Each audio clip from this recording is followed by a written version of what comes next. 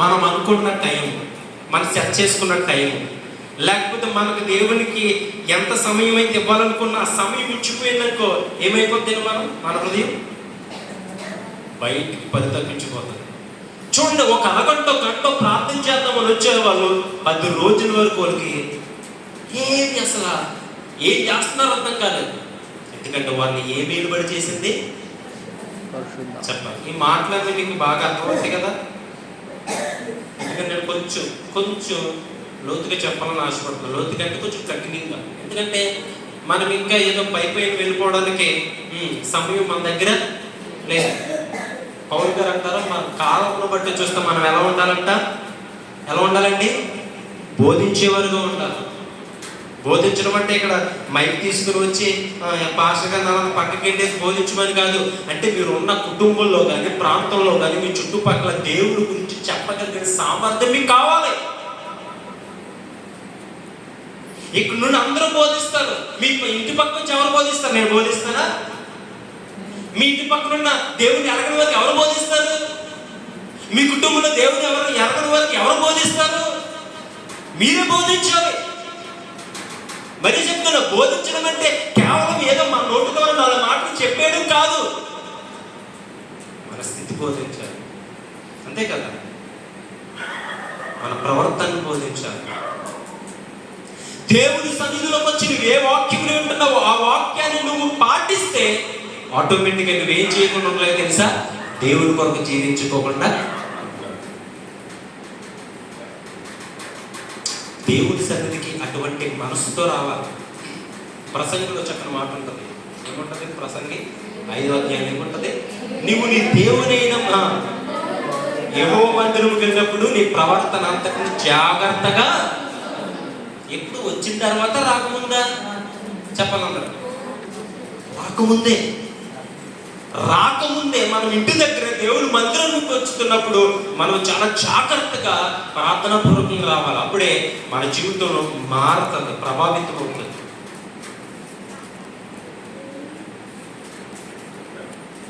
మనం వెళ్తున్న స్థలాన్ని చూడకూడదు, మనం వెళ్తున్న మనుషులు చూడకూడదు. మనం ఎక్కడికి వెళుతున్నామంటే ఒక్కటే మన హృదయంలో మెదలాలి. ఏంటి?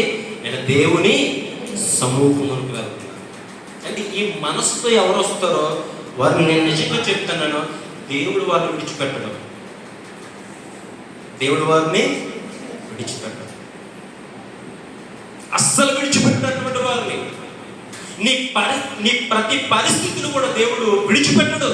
నువ్వు అడగక్కర్లేదు, నువ్వు బ్రతిమాలక్కర్లేదు. ఎంతసేపు దేవుని మందిరానికి వచ్చి నీకున్న ఆ యొక్క పరిస్థితిని దేవుని మీద పెట్టక్కర్లేదు. ఎందుకంటే నీ దేవుడిని వెతుకుతున్న విధానం చూసి దేవుడు నిన్ను ఎక్కడ మర్చిపోవడం.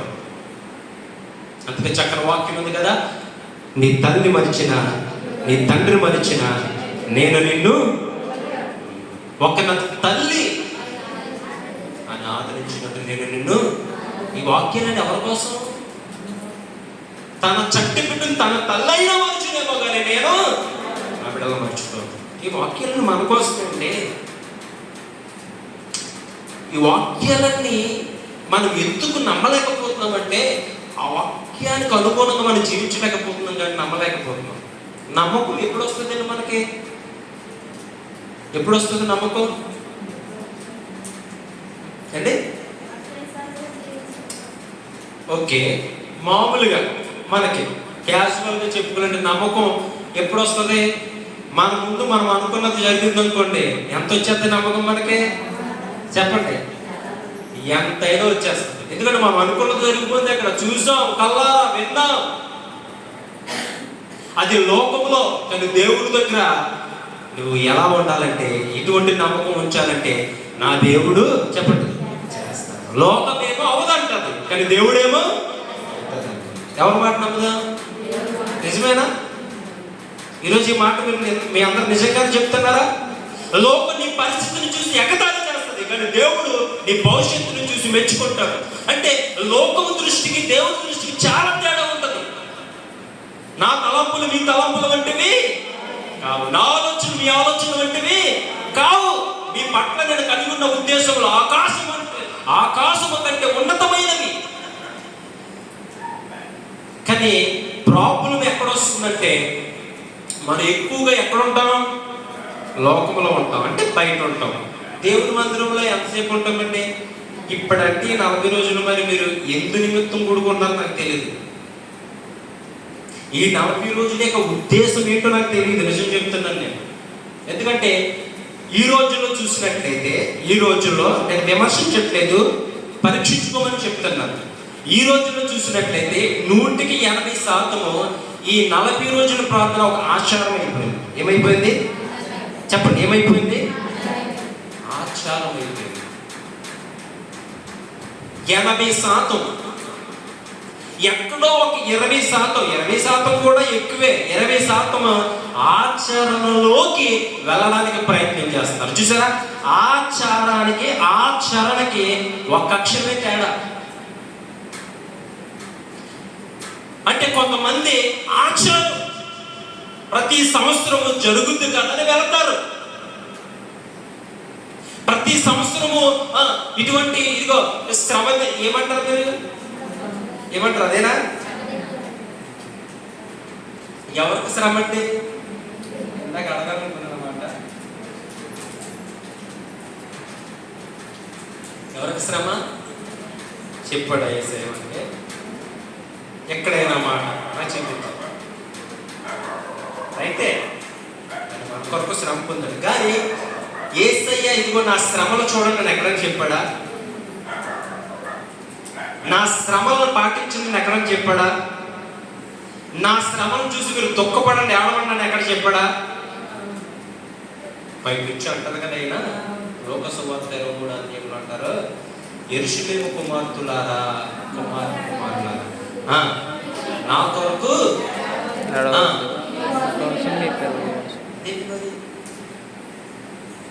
సరే.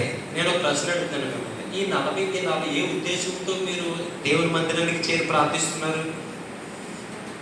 దేవుడు పొందిన ఆ బాధలు, ఆ కష్టాలు చూసి నాలుగు కన్నీళ్ళు కాచేసి ప్రభువా అని మరి మీరు చేస్తున్న నేను విమర్శించట్లేదు. కానీ మనం చేసే దాంట్లో ఒక వాక్యానుసారమైన విధానం లేదనుకో, నువ్వు కార్చిన కన్నీరు ఏమైపోతుంది చెప్పండి? వ్యర్థమైపోతుంది. నువ్వు ఉన్న ఉపవాసం ఏమైపోతుంది? వ్యర్థమైపోతుంది. ఎందుకంటే మనకు కావాల్సింది వాక్యానుసారమైన ఆ పరిస్థితుల్లో మనం చేయాలి. నేను ఉపవాసం ఉంటున్నాను కదా, నేను దేవుడి మందిరానికి వెళ్తున్నాను కదా, నేను 40 దినాల ప్రార్థనలో పాల్గొన్నాను కదా, ఇదిగో నా జీవితంలో దేవుడు చాలా చేస్తాడు, నన్ను ఆశీర్వదిస్తాడు అని నువ్వు అనుకోవడం కాదు. అసలు నీ గురించి దేవుడు ఏమనుకుంటున్నాడు? అసలు దేవుడు చూడవలసింది నీలో ఉందో లేదో ఈ 40 దినాలు వచ్చి పరీక్షించుకోమని ఆనాడు పెద్దలు ఆత్మీయంగా మరింతగా దేవునికి దగ్గర అవుతారని, ఆయన శిలువ జ్ఞానాలు తలుచుకుని ఏడవడం కాదు, కానీ ఆయన శిలువ యొక్క మర్మం ఏమైంది, ఆయన మన కొరకు ఎంతకింత శ్రమ పడ్డాడు, మన కొరకు ఎంతకింత ఆవేదన, మన కొరకు ఎంతకింత తపన చెందాడు, ఇన్ని బాధలు, ఇన్ని కష్టాలు, ఇన్ని అవమానాలు మన గురించి ఎందుకైనా పడ్డాడు అని దాన్ని తెలుసుకుని ఆయన కొరకు మనం బ్రతుకుతాం. అంతే తప్ప దాన్ని అలా తెలుసుకుని మనం ఏదో దేవుడి సన్నిధికి వచ్చి ఆ శ్రమ దినాలను ధ్యానించుకుని చిన్నగా ప్రార్థించుకుని వెళ్ళిపోతామని కాదు. నేను ప్రశ్న అడుగుతున్నాను మిమ్మల్ని. ఈ శ్రమ దినాలు అని మనం అనుకునే ఆ దినాలను మనం తలుచుకొని కన్నీరు కార్చి ఉపవాసాలు ఉండి దేవుని సన్నిధిలో రోధిస్తే దేవుడు సంతోషపడతాడా? చాలా జాగ్రత్తగా వినండి. ఈ ఉపవాసాలు మనం దేవుని శ్రమలని, బాధల్ని గుర్తు చేసుకుని బాధపడితే దేవుడు సంతోషపడతాడా? లేకపోతే దేవుడు మన కొరకు పొందిన ఈ భయంకరమైన ఈ ఇబ్బందులు ఏమై ఉన్నాయో, దేవుడు మన కొరకు పొందిన ఆ శ్రమల శోధలు ఏమైనావో వాటిని తెలుసుకుని, వాటి వెనకాలన్న పరమార్థాన్ని తెలుసుకుని క్రీస్తు కొరకు బ్రతకడానికి వచ్చి నువ్వు బలపడితే దేవుడు సంతోషపడతాడా? ఆయన శ్రమలను, ఆయన బాధలు, ఆయన ఇబ్బందులు తెలుసుకోవడం వల్ల దేవుడు సంతోషపడ్డాడు, గుర్తు చేసుకోవడం వల్ల దేవుడు సంతోషపడ్డాడు. దాని వెనకాల ఉన్న పరమార్థాన్ని నువ్వు తెలుసుకుని దాని ఏదైతే దేవుడు దేని కొరకు చేశాడో దాని కొరకు నువ్వు బ్రతకడం మొదలు పెడితే నీ జీవితాన్ని చూసి దేవుడు ఏం చేస్తాడు? ఆ రోజైనా పొందిన గాయాలు, పడిన శ్రమలు, ఆయన ఎదుర్కొన్న ప్రతి అవమానాన్ని చూసి ఇప్పుడు కూడా దేవుడు బాధపడలేదు. కానీ ఈరోజు బాధపడుతున్నాడు లోకాన్ని చూసి, ఈరోజు బాధపడుతున్నాడు ఆయన మనం చూసి. ఆ రోజు ఆయనకి అవి బాధలు తీసుకురాలేదు. ఆ రోజు ఆయన పొందిన భయంకరమైన ఆ పరిస్థితులు ఏమి కూడా ఆయన బాధింప చేయలేదు. కానీ అవి ఎవరు కొరకు చేశారో వారు ఇంకా నమ్మకోకుండా, వారు ఇంకా వారి ఇష్టానుసారంగా జీవిస్తుంటే దానిని బట్టి ఈరోజు దుఃఖపడుతున్నాడు దేవుడు. ఆ రోజు అన్ని శ్రమలలో, బాధల్లో దేవుడు ఎడవద్దు నా కొరకు. మీరు ఏడవకుండా మీ జీవితాలు బాగుండాలని నేను చేస్తున్నాను. మీ జీవితాలు చక్కగా ఉండాలని, ఇదిగో మిమ్మల్ని అపవాది నుంచి నేను కాపాడాలని, ఈ లోకం నుంచి వేరు చేయాలని, మీరు ఇదిగో మీలో ఉన్న ఆ లోక సంబంధమైన ప్రతి పాపమును కడగాలని నేను ఇవన్నీ చేస్తున్నాను. మీరు ఏడుస్తారని కాదు. అయితే మీరు ఏడిస్తే దేని కొరకు ఏడవాలో తెలుసా? మీ కొరకు, పిల్లల కొరకు ఏడవండి. ఎలా ఏడవాలి? మన కొరకు, మన పిల్లల కొరకు అంటే ఎలా? ప్రభా మా అమ్మకి, మా అమ్మాయికి, మా అబ్బాయికి మంచి జాబ్ ఇవ్వడం ప్రభా, చదువులో మంచి మార్కులో ఉన్న ప్రభా, మంచి ఇల్లు ఉన్న ప్రభా. దీని కొరక నిజం చెప్పండి. ఈరోజు మనం దేవుడి దగ్గర కన్నీరు కార్చేది దేవుడి కొరకు ఒకసారి ఆలోచించుకోండి.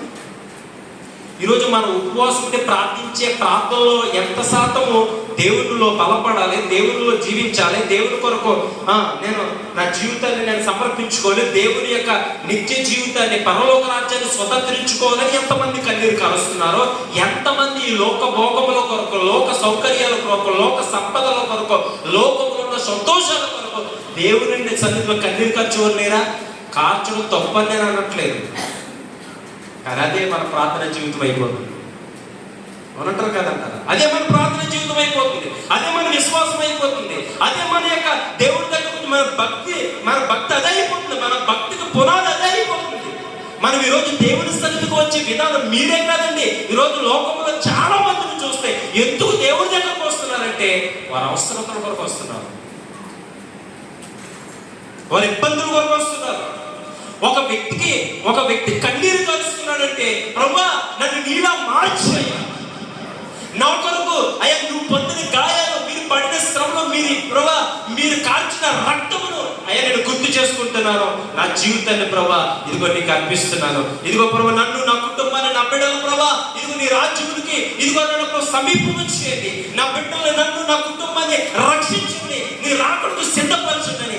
ఎంతమంది కన్నీరు కారుస్తున్నారండి? యెరూషలేము కుమార్తెలారా, నా గురించి ఏడవద్దు, నా గురించి ఏడవద్దు, మీ గురించి, మీ బిడ్డల గురించి ఏడవండి. దేని కొరకు ఏడవద్దు? దేని కొరకు దుఃఖించమండి? దేని కొరకు ఈరోజు ప్రభు మనకు అవసరం అండి అంటే మనము చెప్పకనే చెప్పాలి. ముందు మనము, తర్వాత ప్రభు. తెలుసా, మనం మన ఆత్మను విమర్శించుకుంటే ముందు మన జీవితంలో దేవుడు కనపడతాం. ఎవరు కనపడతారు? మనమే కనపడతాం.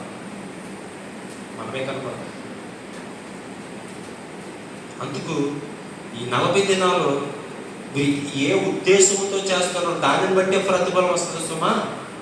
నువ్వు దేవుని మందిరానికి వచ్చి 40 దినాలు ఒక్క రోజు కూడా ఆప్షన్ లేకుండా వచ్చి కూర్చొని ప్రార్థన చేసినా, నువ్వు ఆచారబద్ధంగా వెళ్ళిపోయి ఈ 40 దినాలు నీలో ఒక మార్పు, ఒక ప్రభావము, ఒక పెనుమార్పు రాకపోతే నీకంటే లోకంలో జలసాలు చేసేవారు బెస్ట్ నా దృష్టిలో. ఎందుకని వారు అదైనా చేసుకున్నారు. నువ్వు వాటన్నిటిని మానేసి వారు వాళ్ళ ఉండకుండా ఒక ప్రత్యేకంగా దేవుని సన్నిధిలో చక్కగా నీ సమయాన్ని ఆయన పరిశుద్ధ పాదాల చెంత ఎందుకు వ్యత్యాసం చేస్తున్నావంటే, ఎందుకు సమర్పించుకుంటున్నావంటే, నువ్వు దేవునిలో బలపడాలని, దేవుని కృపలో వర్ధిల్లాలని, నువ్వు నీ కుటుంబము దేవుని రాకడకు సిద్ధపడాలని ఒక ఆత్మీయమైన ఉద్దేశంతో నువ్వు దేవుని సన్నిధికి వస్తే, నిజం చెప్తున్నాను నేను, ఈ 40 దినాల్లో ఖచ్చితంగా నీ జీవితంలో మార్పు అనేది మార్పు కనపడకపోతే నేను చెప్తున్నానండి, మన భక్తి, మన ప్రార్థనలు చాలా నిట్టూర్పులోకి నడిపిస్తాయి. ఎందుకంటే బాగా కష్టపడి చదివి ఎగ్జామ్స్ రాసినప్పుడు పాస్ అవ్వకపోతే ఎలా ఉంటుంది? ఎలా ఉంటుందండి? హ్యాపీగా ఉంటుందని ఎవరన్నా అంటారా? మరి ఇంతగా 40 దినాలు దేవుళ్ళో బలపడాలని నిజంగా మీరు ఆశతో వస్తే, ఇదిగో దేవుడు మా కొరకు ఆయన చెల్లించిన రక్తము, ఆయన మా కొరకు పెట్టిన ప్రాణం విలువను తెలుసుకుని దేవుని కొరకు మరింత ఒక మెట్టు ఎదగాలని మీరు వస్తే, మీ బిడ్డలో మీరు ఇంకా దేవునిలో బలపడాలి, రక్షణలో బలపడాలి, ఆత్మీయతలో బలపడాలి, ప్రార్థనలో బలపడాలి, విశ్వాసంలో బలపడాలి, పరిశుద్ధతలో బలపడాలని ఒక ప్రత్యేకమైన ఆలోచనతో మీరు నిజంగా ఇక్కడికి వస్తే, అది కనుక ఈ 40 దినాలు అయిన తర్వాత కనపడకపోతే ఏంటండి? అదేది కనపడకపోతే, అదేది మీ జీవితంలో జరగకపోతే, అదేది మీ జీవితంలో లోకము చూడకపోతే ఏంటి ప్రయోజనం? నా మాట అర్థమవుతాయి కదండి? అర్థమవుతాయి. అందుకు చాలా మంది ఆచారంగా చేస్తున్నారు. ఇప్పుడు చెప్పండి, దేవుని శ్రమలో తలుచుకుని బాధపడాలా, సంతోషపడాలా? చెప్పను కాదు సార్.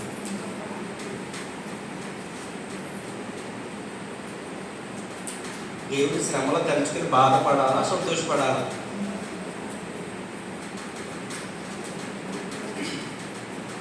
ఏం చెప్పాలో అర్థం కావట్లేదు కదా. చూసారా, మనం ప్రశ్నించుకుంటే చాలా డౌట్స్ వస్తాయి, కానీ ఈ దినాలను పాటించేస్తాం. నేను నిజం చెప్తున్నాను, చాలా ధన్యతలు ఎలాగ దేవుడిలో బలపడడానికి కొంత సమయం కేటాయించడం, కానీ తనకు ఒక గోల్ ఉండాలి. సంవత్సరానికి ఒకసారి వస్తుంది కదా, పెడతారు కదా అని. ఒకవేళ దేవుని సేవకులు మంచి ఆత్మీయ ఉద్దేశంతో పెడుతున్నారు, కానీ మీరు ఆ ఉద్దేశాన్ని మీరు తెలుసుకోవాలి కదా. దేవుని శ్రమను చూసి మనం సంతోషపడాలా, బాధపడాలంటే మన దగ్గర ఆన్సర్ లేదు. చూడండి, దేవుని శ్రమలను చూసి, దేవుడు మన కొరకు పొందిన ఆ యొక్క పరిస్థితులను చూసి, మన కొరకు దేవుడు మన స్థానాన్ని ఆయన తీసుకుని, మనము పొందవలసిన ప్రతి దాన్ని కూడా ఆయన వెలచి, ఏదైతే మన కొరకు ఆయన రిక్తులుగా ప్రతి కార్యములు చేశాడో వీటన్నిటిని చూసి దేవుని సన్నిధులను కన్నీరు కార్చి, గుర్తుపెట్టుకోండి, వీటన్నిటిని చూసి ప్రభా నా కొరకు ఇవన్నీ చేసావని దుఃఖపడి, గుర్తుపెట్టుకుని ఎలా దుఃఖపడాలో చెప్తున్నాను. నా కొరకు నువ్వు ఎంత వేదన చెందావా, ఎంత బాధలు చెందావా ప్రభా, మహాకాశంలో పట్టచాలన్న తండ్రి అయ్యా, మీరు అంత ఉన్నతమైన స్థానాన్ని విడిచిపెట్టి సమీపించాలని తేజస్సులో మహిమ కలిగిన దేవుడు అయి ఉండి ఎందుకు పనికిరాని ఈ నా కొరకు, నా పాపముల కొరకు వ్యయ చెల్లించడానికి ఒక మనుషుడు, సగట మనిషి పొందలేని భయంకరమైన పరిస్థితులన్నీ నా కొరకు పొందవని దేవుని పాదాలను కన్నీటితో కడిగి ప్రభా నీ కొరకు జీవిస్తాను, చాలు, నువ్వెందుకు నా కొరకు ఇదంతా చేసావో నాకు అర్థమైంది ప్రభా. వీటన్నిటిని తెలుసుకుని నేను బాధపడి మళ్ళా లోకంలోకి వెళ్ళి నా ఇష్టానుసారంగా బ్రతకడానికి కాదు ప్రభు నువ్వు చేసింది ప్రభా. వీటన్నిటిని నేను తలుచుకుని గుర్తు చేసుకుని మళ్ళా లోకంలోకి వెళ్ళి మళ్ళా నేను శ్రమ పెట్టడానికి కాదు ప్రభు నేను నీ సన్నిధికి వచ్చింది. ఇదిగో నా కొరకు నువ్వు పొందిన శ్రమను నేను తెలుసుకుని నేను సంతోషపరిచే జీవితాన్ని జీవిస్తాను అయ్యా అని దేవుని సన్నిధిలో మీరు అడగాలి.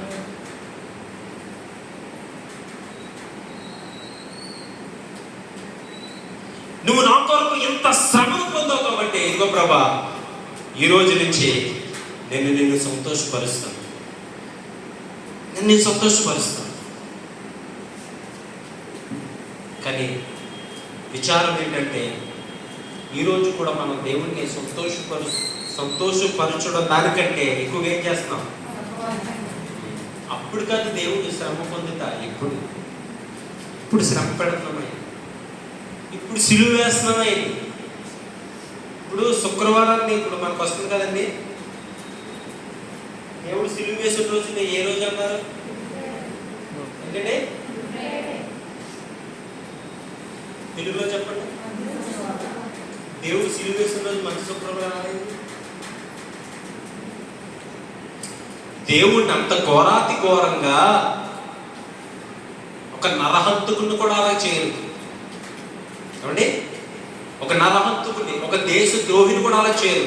మరి పరిశుద్ధుడు, మాటలో, చూపులో, నడవడిలో, ప్రవర్తనలు ఎక్కడ కూడా పాపం లేని ఆ పరిశుద్ధుడిని అంత ఘోరాతి ఘోరంగా శాపభరితమైన సిలువకు ఆయన ఆహుతి చేసినప్పుడు ఆ రోజుని ఏమని పిలుస్తుంది ప్రపంచం? మంచి శుక్రవారం. చాలా అవుతుంది మంచి శుక్రవారం. నువ్వు నేను మారితే అవుతుంది మంచి శుక్రవారం. అర్థమైందన్నమాట.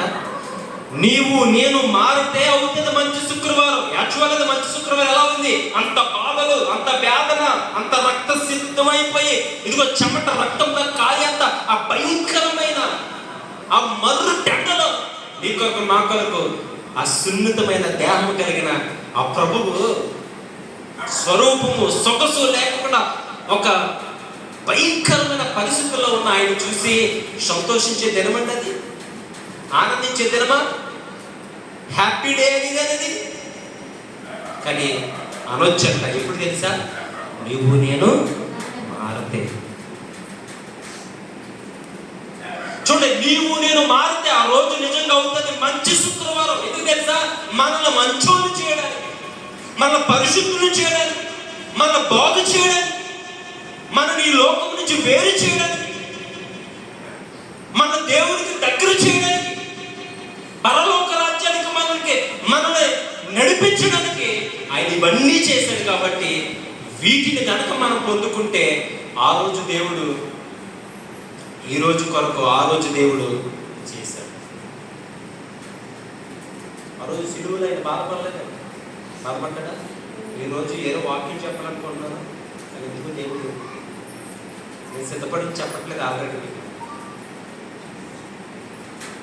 దేవుడు ఏ మాటలైతే ఇప్పుడు చెప్తున్నాడు, ఏ మాటలు కూడా నేను సిద్ధపడలేదు. పరిశుద్ధాత్మ దేవుడు నాకు ఆ భయం పట్టిస్తున్నాడు చెప్తాను. యాక్చువల్ నేను సిద్ధపడింది వేరే వాక్యం. ఎందుకంటే కొంచెం డిస్టర్బ్ అయ్యాను. ఎందుకంటే సమయం చాలా ప్రాముఖ్యమైనది.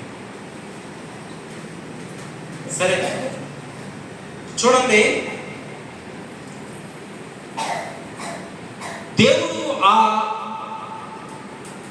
సిలువ మీద నుంచి అనేక మాటలు మాట్లాడారు. రానున్న దినాల్లో చాలా మాటలు మనం వివరించుకుంటాం కదండి, చాలా మాటలు వివరించుకుంటాం. చూడండి, ఆ రోజు దేవుడు దుఃఖపడలేదు, బాధపడలేదు. ఆ రోజు దేవుడు ఎక్కడ కూడా చింతించలేదు. కానీ దేవుడి యొక్క చింతంతా ఒకటే, నేను చేస్తున్న దాన్ని ఈ ప్రజలు స్వీకరిస్తారా, తృణీకరిస్తారా?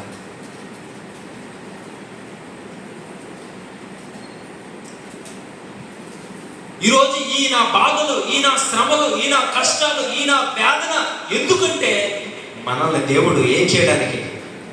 పరిశుద్ధిని చేయడానికి.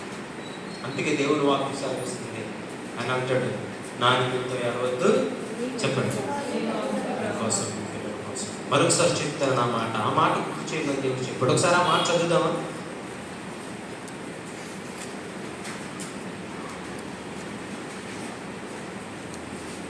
అక్కడ ఏముందండి?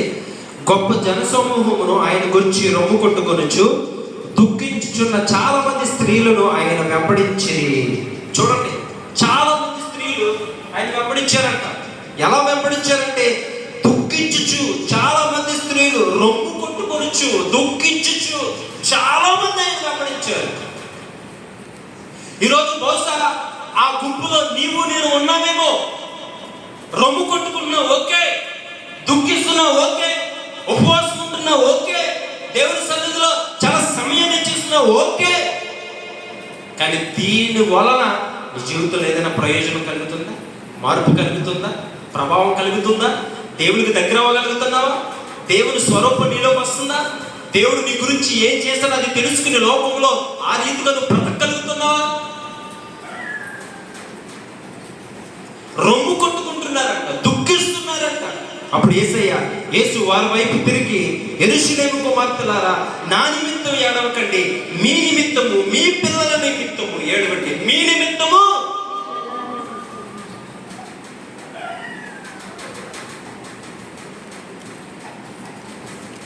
మన నిమిత్తం, మన కుటుంబాల నిమిత్తం, మన ప్రాంతాల నిమిత్తం, మన సంఘము నిమిత్తం, మన బంధువుల నిమిత్తం ఏడిచే ఆ ప్రార్థన జీవితం మనకు ఉందండి.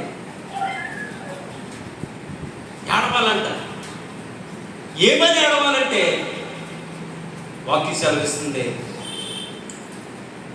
మనము, మన బిడ్డలు, మన కుటుంబాలు దేవుడు మన కొరకు ఏ కార్యమైతే చేశాడో ఆ కార్యము మన కుటుంబంలో జరగాలి. ఏంటది? రక్షణ కార్యం.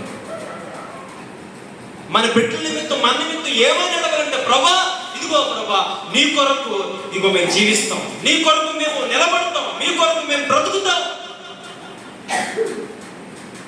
ఎంతసేపు మనకున్న అవసరతలను బట్టి, ఇబ్బందులను బట్టి, మనకున్న కోరికలను బట్టి మనము ఏడుస్తూ ఉంటాం దేవుని సన్నిధిలో. ఏ రోజైనా ప్రభా నా కుమారుని సన్నిధికి చేరాలి ప్రభా, ఇదిగో నా భర్తని సన్నిధికి చేరాలి ప్రభా, నా భార్యని సన్నిధికి చేరాలి ప్రభా, ప్రభా నీ రాజ్యాన్ని వారు స్వతంత్రించుకోవాలి ప్రభా, వారు పరిశుద్ధంగా బ్రతకాలి ప్రభా, లోకంలో నిన్ను కనపరిచే వారుగా ఉండాలయ్యా. అయ్యా ప్రభా లోకంలో ఉన్నారు ప్రభా, స్తోత్రాలు, వారు లోకాన్ని గమనిస్తున్నారు ప్రభా అని ప్రతిరోజు నువ్వు దేవుని సన్నిధిలో కన్నీరు కార్చే అనుభవం మనకుందా? మన కుటుంబంలో మన భర్తకు రక్షణ లేదు, మన భార్యకి రక్షణ లేదు, బిడ్డలకు రక్షణ లేదు, నీ బంధువులకు రక్షణ లేనప్పుడు నువ్వు వారి నిమిత్తం ఏడవగలిగిన తీవ్రత మనకుందా? లేదు. ఎంతసేపు మనకి బాధ వస్తేనో, కష్టం వస్తేనో, ఇబ్బంది వస్తేనో, ఇరుకు వస్తేనో, అవసరం వస్తేనో దేవుడిని మనం బ్రతిమాలుకుంటాం, కన్నీరు కలుస్తాం. దేవుడు దీని కొరకు ఏడవమంటలేదు. ఇది చచ్చేంత వరకు ఈ కష్టాలు, ఈ బాధలు అన్నీ ఉంటాయండి. ఉండవా? డబ్బున్నవాడికి ఉన్నాయి, పేదోడికి ఉంటాయి. కష్టాలు, శ్రమలు, రోగాలు, వ్యాధులు, బాధలు అందరికీ ఉంటాయి. నువ్వు దానిని బట్టి కాదు ఏడవడానికి, దానిని బట్టి కాదు ఏడవడం, దేనిని బట్టి నువ్వు ఏడవాలంటే, ప్రభా నేను, నా పిల్లలు, నా కుటుంబము నీ రాజ్యములో చెప్పాలి. చెప్పండి, నిజంగా చెప్పండి. ప్రతిరోజు ఎలా ప్రార్థించేవారు ఉన్నారా? ప్రభా నేను, నా కుటుంబం, నా భార్య, నా బిడ్డలు, నా బంధువులు అందరూ కూడా, ఇదిగో నా స్నేహితులు నీ రాజ్యంలో ఉండాలని, ఇదిగో దానిని బట్టి ఏడ్చేవారు ఎంతమంది ఉన్నారు? ప్రభు అదే కలువరి శిలువ మీద నుంచి చూసి అదే ఆయన ఏడుస్తూ చెప్తున్నాడు. ఆయన అంత చిత్రహింస చేస్తున్నా ఎక్కడ కూడా దానిని బట్టి ఆడవట్లేదు, కానీ ఆయన ప్రజలను చూస్తున్నాడు, ఆ స్త్రీలు చూస్తున్నాడు, వారి ఎంత ఆ జనాంగంతా చూసి ప్రభు అని తండ్రి అని ప్రార్థిస్తున్నాడు. మీరేమి చేయించున్నారో వీరికి తెలియదు కనుక. అసలు ఏంటంటే ఆయనకి ఏం కావాలి? అసలు ఒక ప్రశ్న చెప్పండి. యేసయ్యకి ఏం కావాలి మన నుంచి?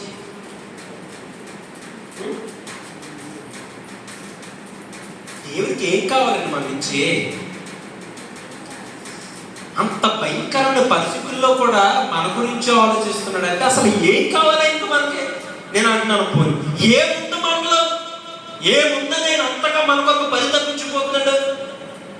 ఏ మంచి ఉందని అంత చిత్రహింసలు పొందుతుంటే ప్రేమించండి ప్రభా, క్షమించండి ప్రభా, నా కొరకు వద్దమ్మా, నా శ్రమను చూసి బాధపడద్దు, మీ కొరకు ఏడవండి, ప్రార్థించుకోండి, మీ కొరకు మీరు ప్రార్థించుకోండి, మీ కొరకు మీరు కన్నీరు కార్చండి. ఈ లోకం శాశ్వతం కాదు. ఇప్పుడు మీకున్న స్థితి శాశ్వతం కాదు.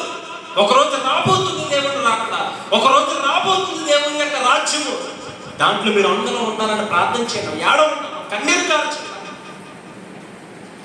అంటే మన దాని కొరకు మనం కన్నీరు కార్చం, కానీ ఎంతసేపు ఈ లోకం కొరకే మనం కన్నీరు కారుతాం. మన బాధ, మన చింత, మన దుఃఖము, మన వేదన, మన తపన, మన కష్టం, మన భారం ఇలాగ అన్ని చెప్పుకుంటే లోకం దేవుడు అడగలేదు. వాటిని కొరకు కన్నీరు ఆడవేస్తుంది. మీరు, మీ కుటుంబాలు, మీ ప్రాంతాలను దేవుడి రాజ్యంలో ఉండాలని ఇప్పుడు 40 దినాల ఉపవాసం చేస్తాం కదండి మనం. యాక్చువల్ 40 దినాల ఉపవాసం సిలువు ముందు జరిగినాయా అంటే? సిలువుకు ముందు జరిగినాయా ఉపవాస ప్రార్థనలు వేసేవి? ఎప్పుడు జరిగినాయి? పరిచర్య ప్రారంభంలో చేశాడు ఆయన 3.5 సంవత్సరాలు. సిలువ యాగానికి ముందు 3.5 సంవత్సరాల ముందు ఆయన ఫాస్టింగ్ ప్రేయర్ చేశాడు. ఇప్పుడు చేయలేదు ఆయన. ఇది మత పెద్దలో ఒక ఉద్దేశంతో పెట్టారు, అవన్నీ చెప్పడానికి సమయం లేదు. కానీ యేసయ్య ఆ సిలువ సమయం అంతా కలిపి ఒక 40 గంటలు లెక్కేశారు. ఎలా లెక్కేశారు? ఆ 40 గంటల్లో 1 గంట తీసి ఏం చేశారు? ఒక్కొక్క రోజుగా కేటాయించి 40 దినాలు మనము దేవుడి కొరకు, దేవుడు మన కొరకు శ్రమ పొందాడు, ఉపవాసం ఉన్నాడు, ప్రార్థించాడు. మనం కూడా ఏం చేయాలి ఇప్పుడు చెప్పండి? ప్రార్థన చేయాలి, ఉపవాసం ఉండాలి, దేవుడిని అడగాలి. ఏమడగాలి? వచ్చి ఏమడుగుతున్నాం మనం ఉపవాసం ఉండి దేవుని సన్నిధిలో ఏమడుగుతున్నాం? దేని కొరకు కన్నీరు కారుస్తున్నాం? దేని కొరకు సమయం స్పెండ్ చేస్తున్నామని ఒక్కసారి ఆలోచించుకోవాలి. ఆనాడు యేసయ్య 40 దినాల ఉపవాసం ఎందుకున్నాడు? ఎందుకున్నాడండి? ఆనాడు యేసయ్య 40 దినాల ఉపవాసం నుండి ఏం ప్రార్థన చేశాడైనా? ఇవేమి మనకు అనవసరం. 40 అంట, ఉపవాసం అంట, రోజుకో గంటన్నారంట, అంతే. ఏంటి అసలు దీని వెనకాల ఉన్న పరమార్థం? ఆ 40 దినాలు అరణ్యములో మర్రుటెండలో అరణ్యములో 40 దినాలు అన్నపొంగలం మానేసి, అంటే ఒక మనిషి ఆ ఎండకి, ఆ తీవ్రతకి, ఆ వాతావరణానికి బ్రతకలేడు. అంత భయంకరంగా ప్రభు ఉపవాసం ఎత్తుకున్నాడు. ఎవరి కొరకు చెప్పండి? ఎవరి కొరకు? మన కొరకు. అంత భయంకరమైన మరుటెండలో ఆయన కలువరి శిలువలో ఆ రక్త ధారలు కారిపోతుంటే, ఆ ఎండ తాకిడికి ఆయన గాయాలు మలమల మండిపోతుంది. ఎవరి కొరకు? మన కొరకు. అంత మన కొరకు. ఆయన కొరకు ఏం లేదా? ఆయన కొరకు ఆయన ప్రార్థించుకోవడం ఎప్పుడైనా చూసారా బైబిల్లో? ఆయన కొరకు, ఆయన సుఖాల కొరకు, ఆయన యొక్క ఆనందాల కొరకు, సంతోషాల కొరకు ఎక్కడైనా వాక్యంలో ప్రార్థించుకోవడం కానీ చెప్పుకోవడం కానీ చూసారా? పగలు రాత్రి, పగలు రేయి మన కొరకే. ఈ ప్రేమ ఎలా అర్థమవుతుందండి మనకి? ఎప్పుడు తెలుసుకోగలుగుతాం మనం? యేసయ్య ప్రేమ ఇప్పుడు మనకు అర్థమవుతుంది. ఎప్పుడు నుంచి చూద్దాం? పోనీ మనం ఆయన ప్రేమిస్తున్నాడంటే ఏమొచ్చిందని ప్రేమిస్తున్నాడు ఆయన? ఏం చేశామని ప్రభు కొరకు ప్రేమిస్తున్నాడు ఆయన? పోనీ ఆయన మాట వింటున్నామైనా, ఆయనకు లోపడుతున్నామైనా, ఆయన గౌరవిస్తున్నామైనా, ఆయన ఇష్టపడుతున్నామైనా? ఏం చేస్తామని దేవుడు ఇంతగా ఆరాటపడుతున్నాడు నీ కొరకు, నా కొరకు?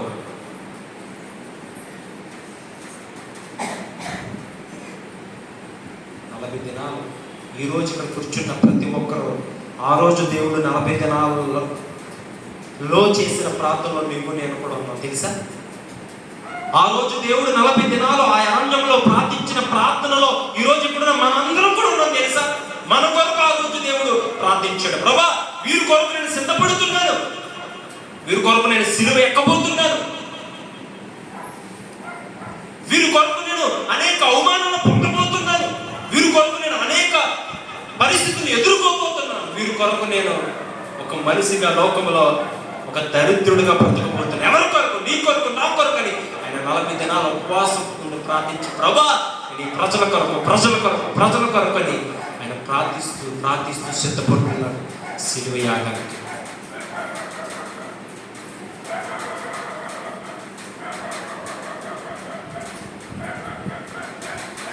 ఈరోజు మన ప్రార్థన ఎవరి కొరకు? మన ప్రార్థన ఎలా ఉంది? మన ప్రార్థన జీవితం ఎలా ఉంది? యేసయ్యేమో మన పరలోక రాజ్యములకు సమీపస్తులు చేయాలని ఆయన ఆరాటపడుతుంటే మనం ఎంతసేపు ఏం చేస్తాం? మనం ఈ లోకంలో ఉండాలని మనం ప్రయాసపడతాం. టైం అయిపోయిందని గురించేనా? అయిపోయిందా? టైం అయిపోయిందా?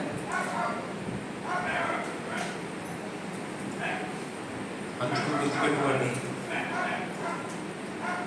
ఈ శ్రమలను మనం తలుచుకొని ఏడవడానికి కాదు, కానీ ఈ శ్రమ దినాలను మనము ఏదో ఆచారబద్ధంగా మనం పాటించడం కాదు, కానీ దాని మూలాన్ని మనం పాటించాలి. ఎందుకు దేవుడు నా కొరకు ఎంత చేశాడు, నేను ఆయన కొరకు ఏం చేయాలి, ఆ రెండే పని చేయాలి.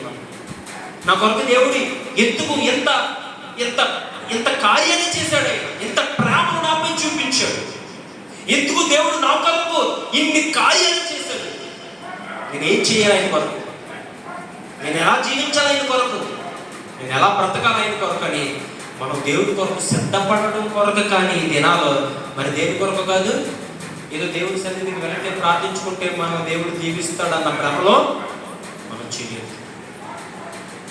నువ్వు దేవుని కొరకు బ్రతుకు, నువ్వు దేవునిలో బలపడు, దేవునికి దగ్గర, నువ్వు అనుకున్న దానికంటే ఎక్కువ చేస్తాడు దేవుని జీవితంలో. తెలుసా? నువ్వు కోరుకున్న దానికంటే ఎక్కువ చేస్తాడు దేవుని జీవితంలో. ఎప్పుడు తెలుసా? నువ్వు దేవునిలో బలపడాలని ఆశతోరా, దేవుని కొరకు జీవించాలని ఆశతోరా, వాక్యానుసారంగా నా బ్రతుకును కట్టుకోవాలని ఆశతోరా, యేసయ్యను ఒక మాదిరిగా పెట్టుకునే లోపల బ్రతకాలని ఒక కోరికతోరా. వ్యర్థమైన కోరికలతో దేవుని మందిరానికి వస్తే ప్రయోజనం లేదండి. ఎన్నో కోరికలు ఉంటాయి మనకి. ఆ కోరికలు తీర్చడానికి దేవుని దగ్గర రావద్దు సుమా. ఆ కోరికల వరకు దేవుని వాడుకోవద్దు. మన కోరిక యేసయ్యే ఉండాలి. చెప్పండి, ఎవరై ఉండాలి? అంతే. నాకు దేవుడు కావాలి, యేసయ్య కావాలి. చెప్పగలుగుతారు గుండె నుంచి చేసే మాట. యేసయ్య కావాలి, కోటి రూపాయలు కావాలి. నిజమేనా?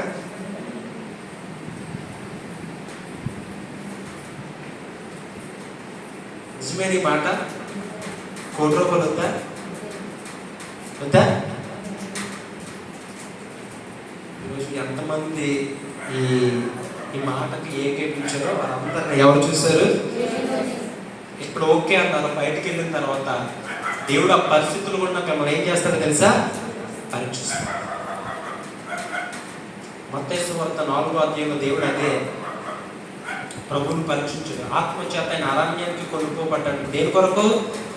పరీక్షించబడడానికి. నిజంగా నీకు యేసయ్యే కావాలని నువ్వు నిజంగా అనుంటే అది మాటకు దేవుడు ఉదమ సుమా. ఆ పరిస్థితులు కూడా నడిపిస్తాడు నిన్ను, నన్ను.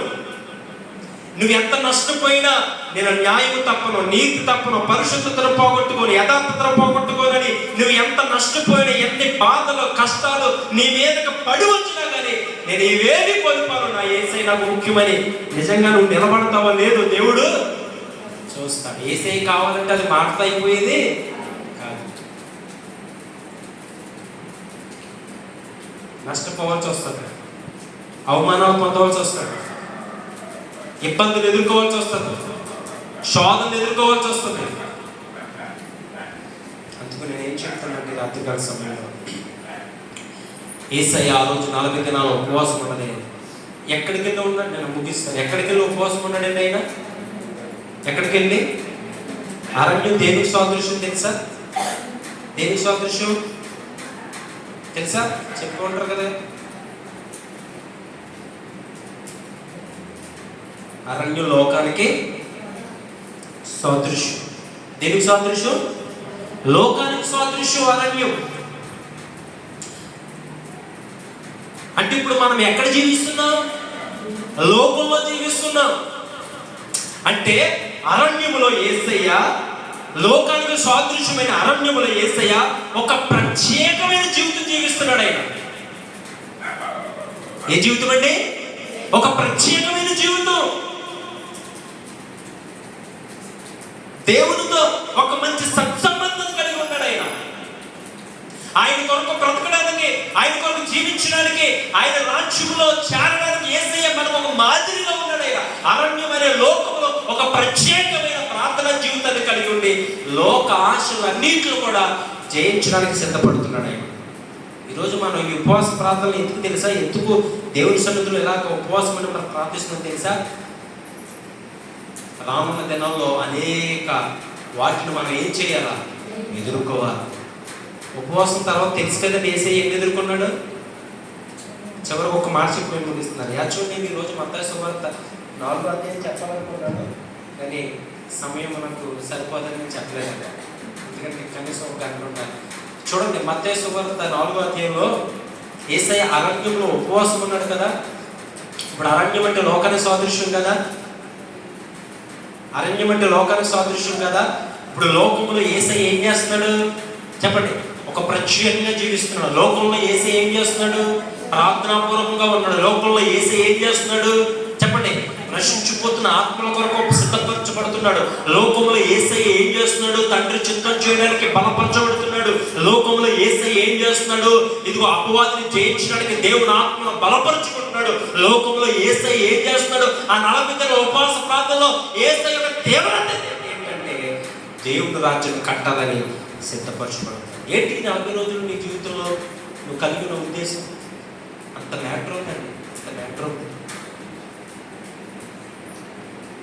40 అంటే దేని సాదృశ్యం?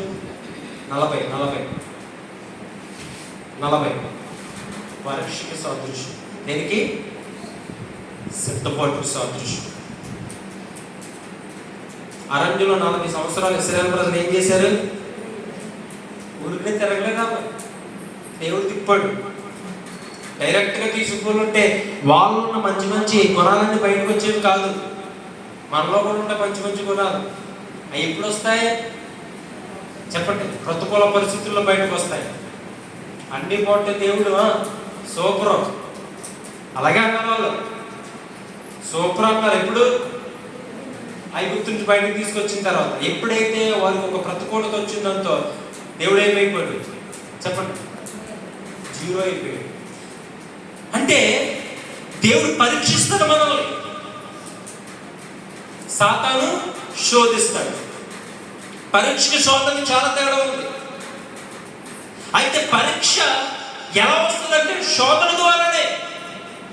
ఇప్పుడు ఆత్మచేత అరణ్యానికి దేవుడు శోధించబడడానికి తీసుకెళ్ళాడు. యేసయ్యను ఆత్మ పరిశుద్ధాత్మ దేవుడు తీసుకెళ్ళాడు కదండి, ఆత్మచేత కొనుక్కోబడ్డాడు కదా. ఇప్పుడు ఎవరు శోధిస్తున్నారు చెప్పాలి? ఎవరు పరీక్షిస్తున్నారు చెప్పండి? దేవుడు శోధిస్తున్నది అపవాది, పరీక్షిస్తున్నదేమో యేసయ్య.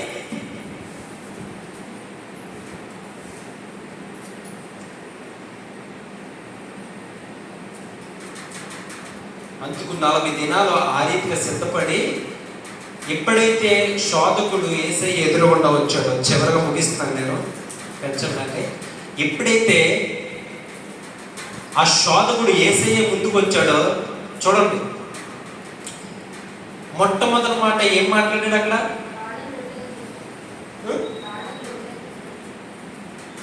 ఈ రాళ్ళను రొట్టిగా చేసుకుని తినమన్నాడు. అంటే ఎందుకంటే చూడండి పరిస్థితులు చూడండి. అపవాది వాడే వెర్రోడు కాదు, పిచ్చోడు కాదు, దేవుని తర్వాత జ్ఞానం కలిగిన వాడు. దేవుని తర్వాత ఎవరినైనా ఏం చేయాలని ఎవరికుంది అధికారం చెప్పండి? ఎవరికుంది? అపవాదుకుంది. అపవాదిని మనం గద్దించేంత వెళ్ళిపోడు. అపవాదిని మనం ఓడించాలంటే, అపవాదిని జయించాలంటే మన బలం, మన శక్తి సరిపోదు. శరీరధారికి వచ్చిన యేసయ్య 40 దినాలు ఉపవాసం ఉండి ఆత్మను ఏం చేసుకున్నారు? బలపరుచుకుని అపవాదిని జయించడానికి ఆయనే 40 దినాలు ఉపవాసం ఉండి లోక శోధనలో లోకాన్ని, లోకాశుల్ని, లోకంలో ఉండే శరీరాశ, నేత్రాశ, జీవుడు జయించడానికి 40 దినాలు ఉపవాసం ఉండి సిద్ధపడవలసి వచ్చిందంటే నీవు నేను ఇంకెంత చేయాలంటే వచ్చాడు కదా. ఈ రాళ్ళను రొట్టిగా చేసుకుని చెప్పండి, తప్ప రైట్? అది రాళ్ళను రొట్టిగా చేసుకుని తినడం తప్ప రైట్?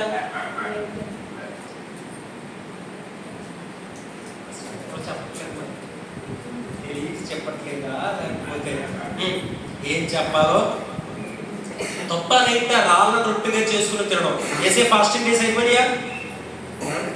అయిపోయినాయి కదండి. 40 రోజులు పూర్తి అయిపోయినాయా? ఇప్పుడు 40 రోజులు పూర్తి అయిన తర్వాత తినొచ్చా తినకూడదా చెప్పాలి? తినొచ్చా తినకూడదా? ఇప్పుడు ఈ రాళ్ళను రొట్టిగా చేసి తినొచ్చా? అదేంటి వల్ల ఫాస్టింగ్ డేస్ అయిపోయింది కదండి. మంచి ఆకలితో ఉన్నాడు ఆయన. ఎంత ఆకలి అంటే చూడండి, అపవాది శోధన ఎలా తీసుకొచ్చాడో చూడండి. టైమింగ్ సెకండ్లో కూడా అపవాది క్యాచ్ చేసిన పాయింట్ మీరు పట్టుకోండి. 40 దినాలు దేవుడు అరణ్యంలో మరుగడ్డలో భయంకరమైన వాతావరణంలో 40 దినాలు ఉపవాసం ఉంటే ఎంత దప్పిక, ఎంత ఆకలి.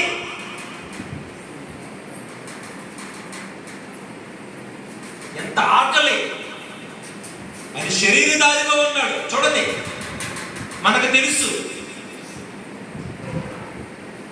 దేన్నైనా మనం తట్టుకోగలుగుతాం, కానీ ఆకలిని తట్టుకోగలుగుతామా? చెప్పండి, తట్టుకోగలుగుతామా? దప్పికను తట్టుకోగలుగుతామా? ఎందుకంటే మనం బ్రతుకుతున్నదే దాని మీద ఆధారపడి. అటువంటి పరిస్థితుల్లో అపవాదం వచ్చి రాను రొట్టెగా చేసుకుని తినమంటే యేసయ్య ఏమన్నాడప్పుడు? నేను అంటున్నాను, ఒక ప్రశ్న వేస్తాను. ఆ రాను రొట్టెగా చేసింది ఇప్పుడు 5గా 2 రొట్టెలు చాలు, 5 రొట్టెలు 2 చేపలు ఎంతమంది పంచి పెట్టాడు? 2 చేపలు 5 రొట్టెల ఎంతమంది పంచి పెట్టాడు?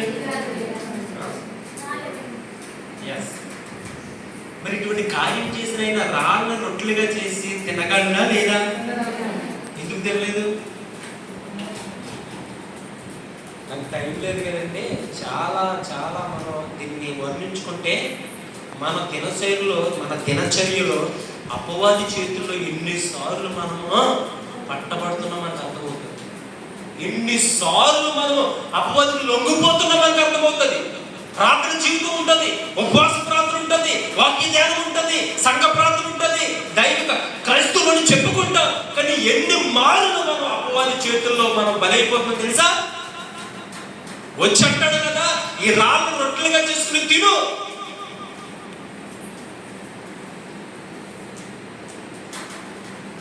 ఆకలితో అయినా చచ్చిపోతాను కానీ చెప్పాలి, ఈ మాట బాగా గుర్తించుకో. ఆకలితో అయినా చచ్చిపోతాను నా తండ్రి కొరకు, నా దేవుని కొరకు, కానీ ఏం చేయదు నీ మాట పౌరుషం. ఒక్కసారి అలా జీవించి చూడండి, మీ ద్వారా ఎంతమంది రక్షించబడతారు.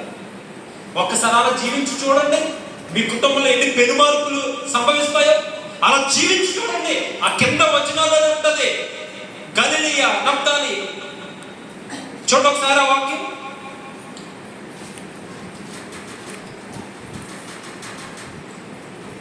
జెబులోను దేశమును, నఫ్తాలి దేశమును, యొర్దాను ఆవలున్న సముద్ర తీరమున అన్యజనులు నివసించు గలిలయ చీకట్లో కూర్చున్న ప్రజలకు గొప్ప వెలుగు చూచిరి. మరణ ప్రదేశములోను మరణ చేయులను కూర్చున్న వారికి వెలుగు.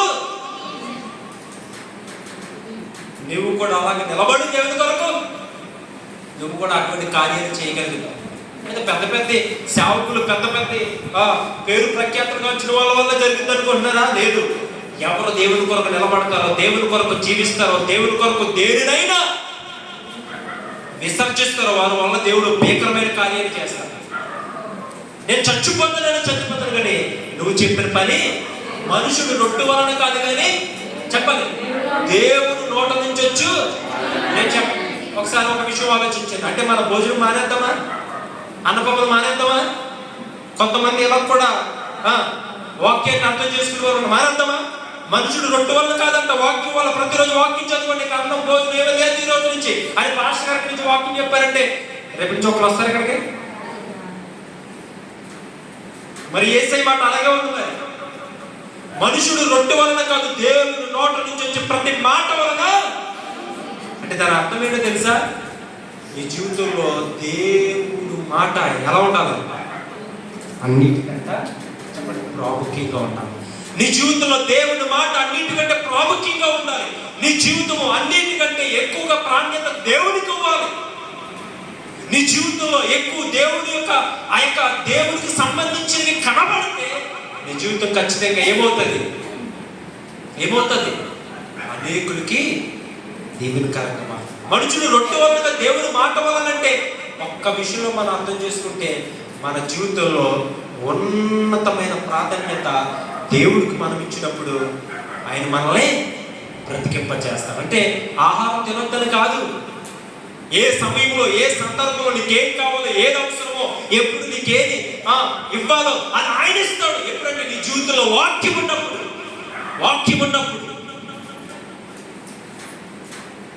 చివరికి మాట చెప్పి నేను ముగిస్తాను. ఏలియా గారు 3.5 సంవత్సరాలు కరువు దినాల్లో ఉన్నారా? ఏలియా గారు కదా, ఎలీషా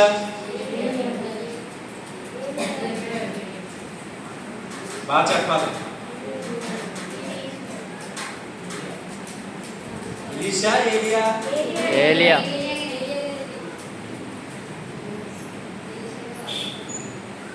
3.5 సంవత్సరంలో ఏం కురవలేదంట, వర్షం కురవలేదు. అటువంటి టైంలో ఆయన అన్నాడు, నువ్వు వెళ్ళి ఎక్కడ కూర్చోమన్నాడు, కిరేతు వాగు దగ్గర కూర్చో, అక్కడికి వేటి చేత నీకు ఆహారం పంపుతాను. మనకు తెలుసు కాకుల పరిస్థితి తెలుసా? కాకులు ఏం చేస్తాయి? పెడతాయా? పెడతాయా? ఏం చేస్తాయి?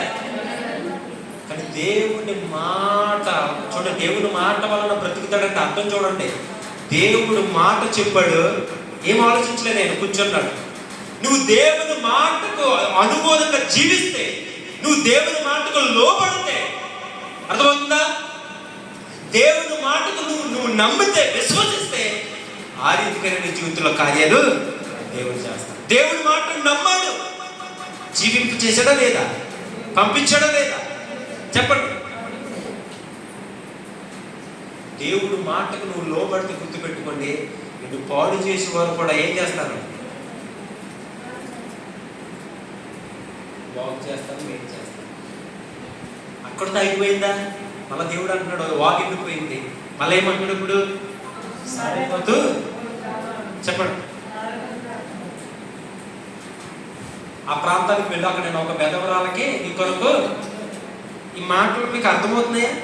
నేను టూకీగా చెప్తాను, అంతే సమయం లేదు కాబట్టి.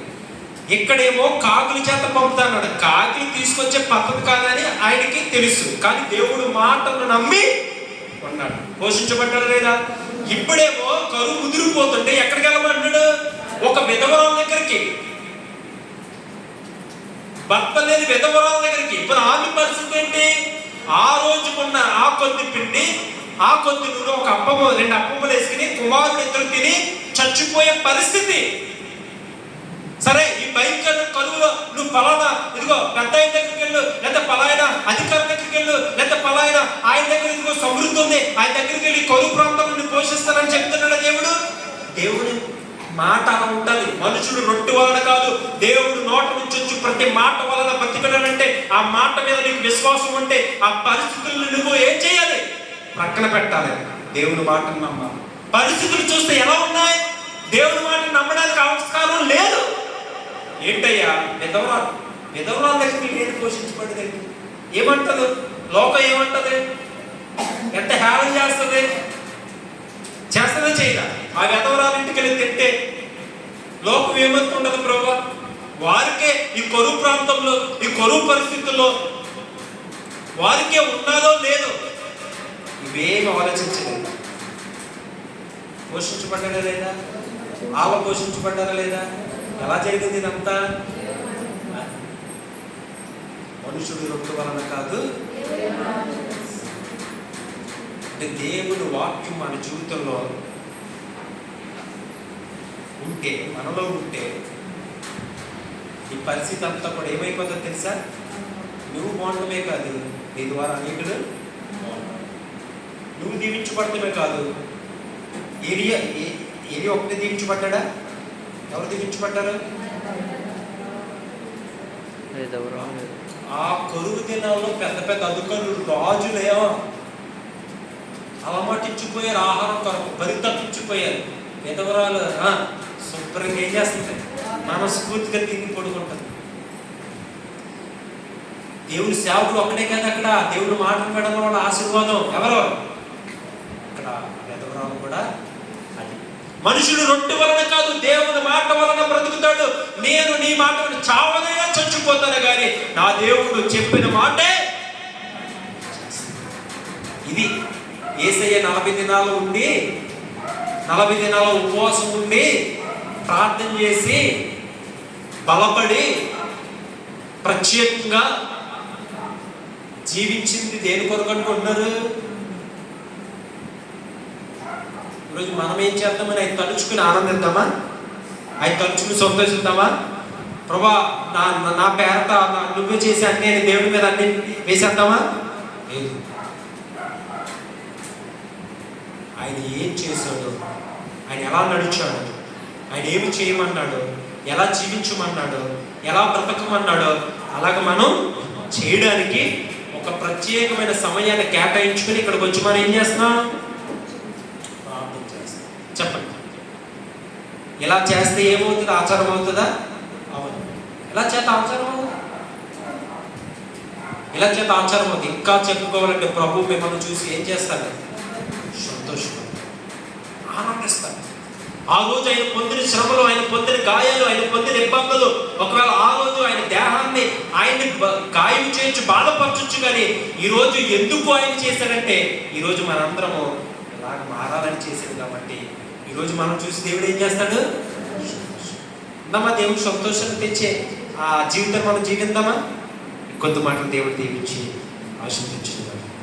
హల్లెలూయా.